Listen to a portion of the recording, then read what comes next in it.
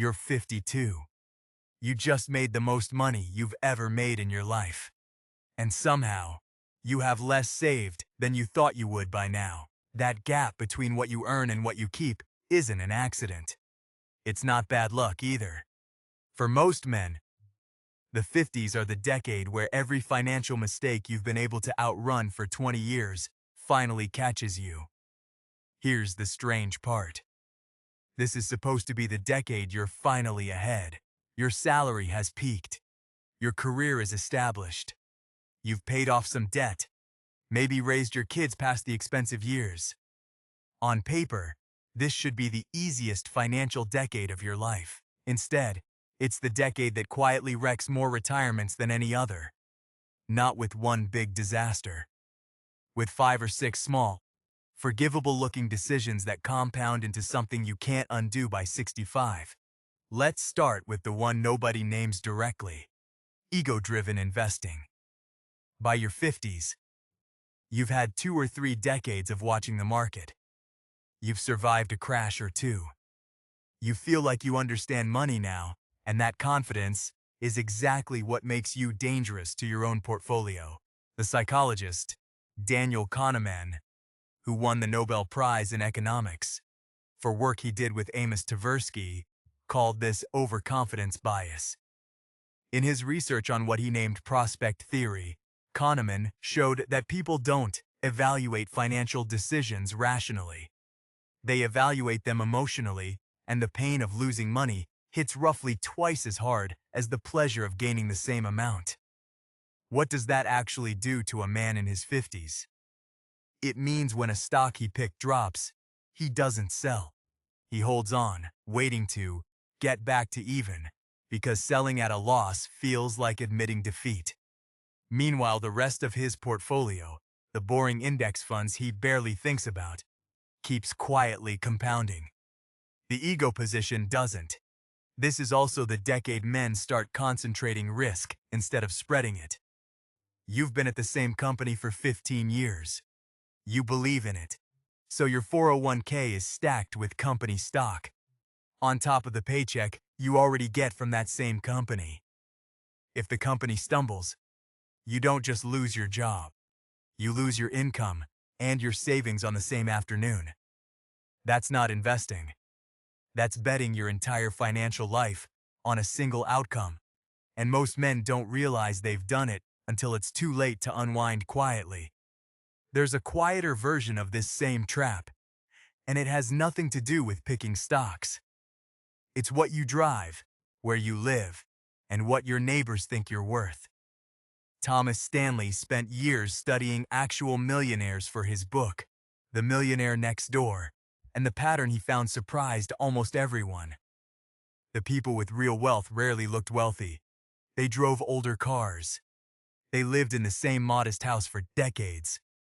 Meanwhile, the people who looked rich, the ones with the new truck, the boat, the country club membership, were often one bad year away from insolvency.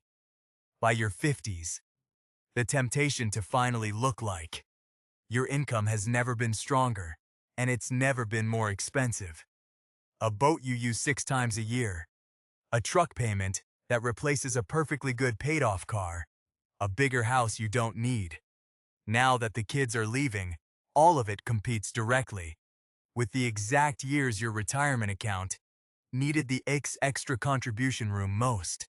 Then there's the trap almost nobody warns you about because it doesn't feel like a financial decision at all: the sandwich years. In your 50s, you are very likely supporting 2 generations at once: aging parents who need help with medical bills or long-term care, adult kids who need just a little for rent, or a car, or a wedding, or a down payment. Each one of these asks is reasonable on its own. Combined, they can quietly drain the exact years you were supposed to be maxing out retirement contributions. The Employee Benefit Research Institute has tracked this for years in its annual Retirement Confidence Survey, and one number keeps showing up. A huge share of workers in their 50s say they expect to work past 65, not because they want to, but because they simply didn't save enough During the years, they were also supporting parents and kids at the same time. The math doesn't care how good your reasons were, and underneath all of it sits a cost most men in their 50s badly underestimate: healthcare. Fidelity Investments publishes an annual retiree healthcare cost estimate, and it has consistently put the number for an average 65-year-old couple retiring today at well over $300,000 in out-of-pocket medical costs over the rest of their lives, and that figure doesn't even include long-term care. Most men in their 50s are budgeting for retirement, using their current health as the baseline. That's the wrong baseline. The right one is the version of you at 75. And almost nobody plans for that version early enough to matter. Now, here's the twist most people don't see coming, and it's the one that changes everything you think you know about this decade. The biggest threat to a man's retirement in his 50s usually isn't the market. It's marriage ending.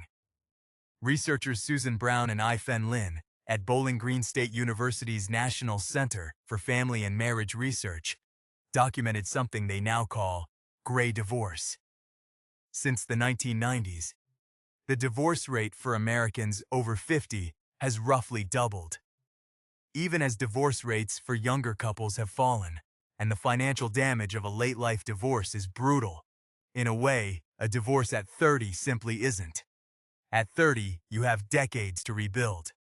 At 55, splitting a retirement account in half, dividing a house, and suddenly running two households instead of one can permanently cut your retirement standard of living, with almost no runway left to earn it back. So picture this. A man is 54. He's been diligently saving for 30 years. His 401k has finally crossed into serious territory. Then a divorce splits it in half, legal fees eat into what's left, and he's now trying to rebuild a retirement account with 15 working years left instead of 30.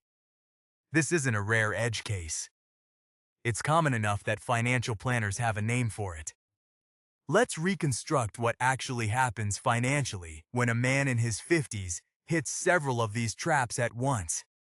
He's got company stock concentration from loyalty. He's supporting a parent and an adult kid simultaneously. And then a divorce hits. Each one alone is survivable. Stacked it together in the same 5-year window, they can erase 2 decades of saving in a way that feels sudden, even though it was building the entire time. Here's the counterintuitive part. The single biggest lever men in their 50s ignore isn't earning more or cutting lattes.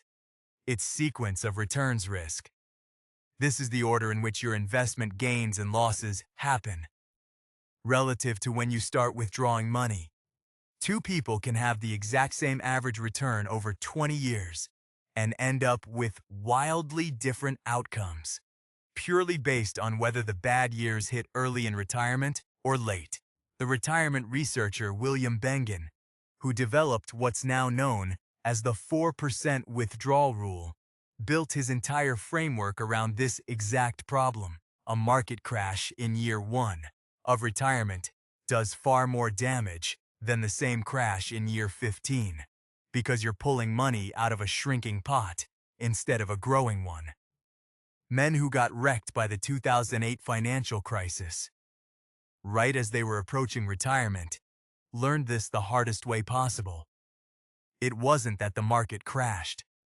It's that it crashed at exactly the wrong moment in their personal timeline.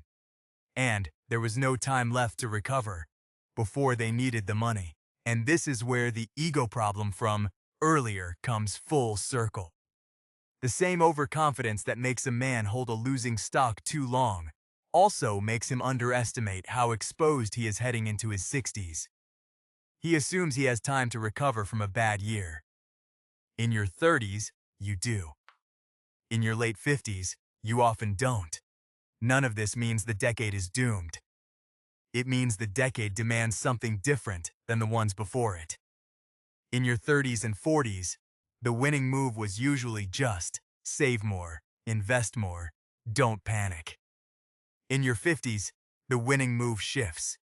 It becomes about protecting what you've already built as much as growing it, rebalancing away from that concentrated company stock, having the uncomfortable conversation with adult kids about what you can and can't keep giving, talking to a divorce attorney or a financial planner before a decision, not after one, understanding your own sequence of returns risk instead of assuming average market returns will save you.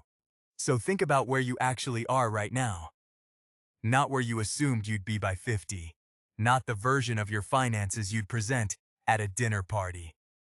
The real number, the real exposure, the real conversation you've been avoiding, whether that's with a spouse, a spreadsheet, or yourself. You're 52. You just made the most money you've ever made in your life.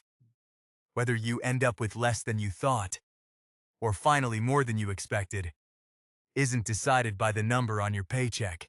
It's decided by which of these traps you catch before the decade catches you.